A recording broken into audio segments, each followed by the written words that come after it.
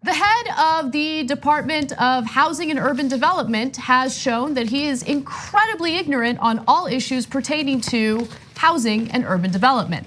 That was definitely clear during a recent hearing that Ben Carson had with the House Financial Services Committee. They had lots of questions for him. He did not have very many answers. Case in point, here he is communicating with Representative Porter and showing just how ignorant he is when it comes to foreclosures. I'd also like you to get back to me, if you don't mind, to explain the disparity in REO rates. Do you know what an REO is? An Oreo? No, not an Oreo. An REO. REO. Real estate? What's the O stand for?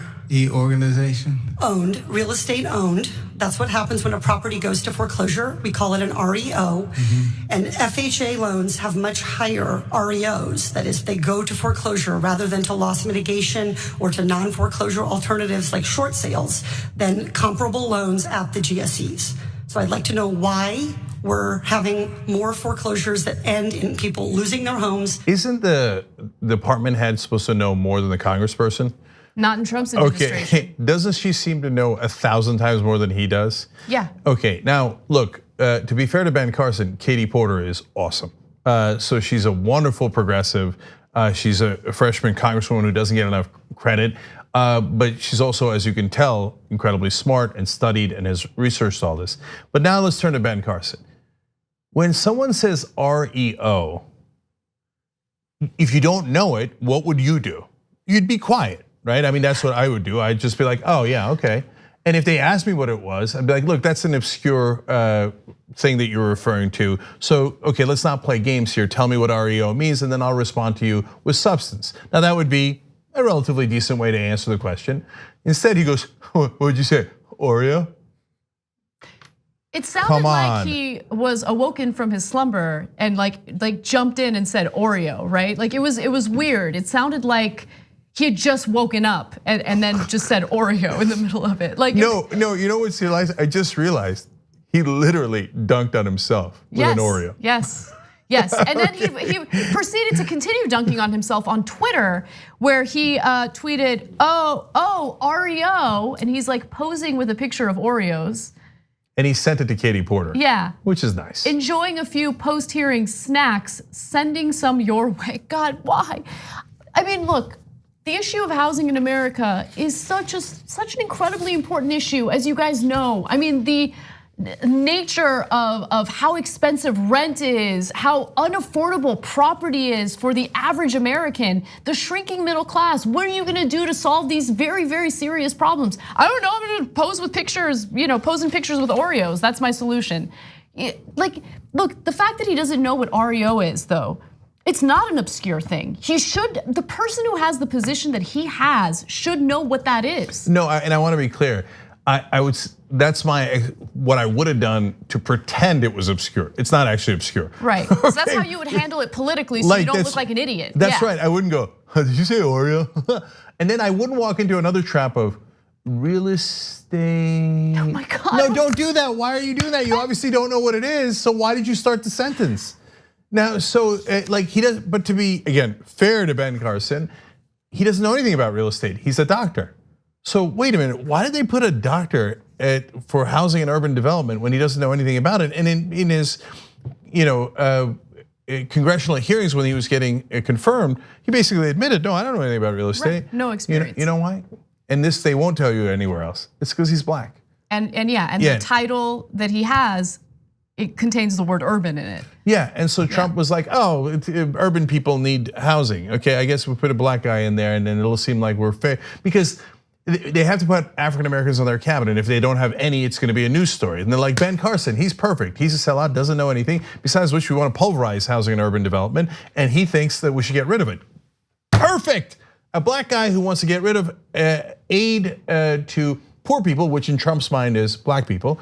And so then they don't get any housing help anymore. I don't like that department in the first place. Remember, Trump and his dad got sued, not necessarily by HUD, but for racial discrimination in their housing, because they would deny housing to all African Americans. Yes. So that's who Donald Trump is, and that's how he thinks, and that's why he put this clown who doesn't know anything about real estate as the head of housing and urban development. Yeah, look, there are two things I want to just quickly mention before we move on, because we have even more video on this craziness. But it's amazing how these stereotypes about urban, parts of the country are still like associated with the Black community, because the reality is the big cities in this country are now becoming gentrified and so unbelievably expensive that in some cases, like let's say Inglewood, California is a perfect example.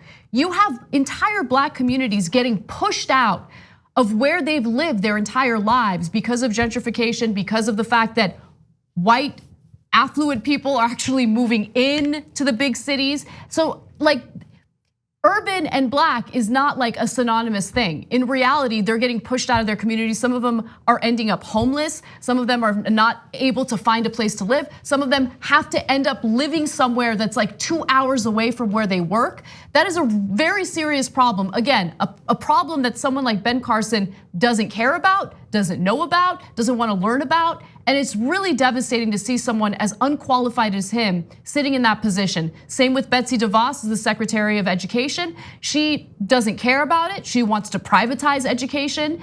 She has actively worked against students who are supposed to get their loans forgiven through a loan forgiveness program that they've been part of for over a decade now. It's just devastating what this administration is doing right now.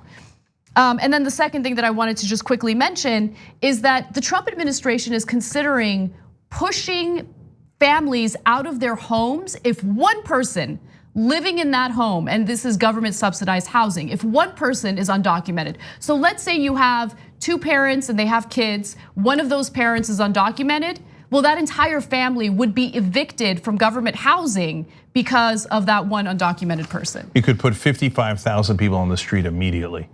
So that would greatly exacerbate the homelessness problem and totally be against the point of housing and urban development. Yes. So with that said, Katie Porter responded to all of this, and I just want to give you her statements before we wrap the story up. I was disappointed. I was asking serious questions about serious problems that Americans are facing. The foreclosure rate continues to exist at FHA, and so I was really coming with a series of very serious questions, and I was hoping to get serious answers. He actually sent a family-sized box of double stuffed Oreos to our office, and while I was pleased to receive correspondence from him, what I'm really looking for is answers. So I hope this is the first of a series of things that he sends to my office, and I'm looking forward to receiving substantive answers to how we can better help homeowners who find themselves struggling to make ends meet. We need more congresspeople like Katie Porter. She's fantastic.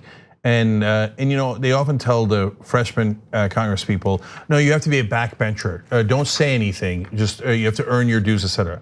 Why not? She's representing her constituents and did it brilliantly. And so did Ayanna Pressley later in the hearings, also another freshman congresswoman. These young progressives in Congress now are the best of the lot, no question. Thank God that they're in Congress. Thanks for watching this free clip of the Young Turks. Don't forget to become a TYT member today. For more exclusive content, join now at tyt.com/join.